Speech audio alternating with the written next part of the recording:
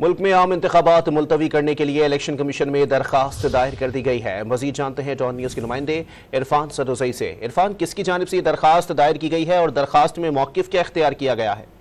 जी, advocate Fatima नजर ने election commission में एक दरख्वास्त जमा करवाई है और उन्होंने कहा है कि आम इंतखाबात की जो तारीख दिए जाने के बाद से जो बलोचिस्तान में सिक्योरिटी की जो सूरत हाल है वो इंतहाई नाजुक है और खास करके उन्होंने कहा है कि मकरान डिवीजन में दहशत गर्दी के वाकयात में इजाफा हुआ है और इस दौरान दिहाड़ीदार मजदूरों का कत्ल हुआ है, टारगेट किलिंग हुई है, आईडी ब्लास्ट, कुछ हमलों की जो लहर है वो बड़ी है। उन्होंने ये कहा है दरख्वास्त में कि केच और ग्वादर में गुज़िश्ता 3 माह के दौरान 61 दहशत गर्दी के वाकयात में तकरीबन 32 लोगों की जिंदगी इसमें जाया हुई है और इसके अलावा बलोचिस्तान में जो बेशतर आबादी है उनकी आमदोरफ्त में भी इसके भी मसाइल हैं और मौजूदा जो सूरत हाल है इसमें टर्न आउट मिलना मुमकिन नहीं है।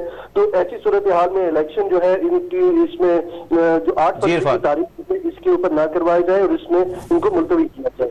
जी, बहुत शुक्रिया इरफान सदोज़ई अपडेट करने के लिए।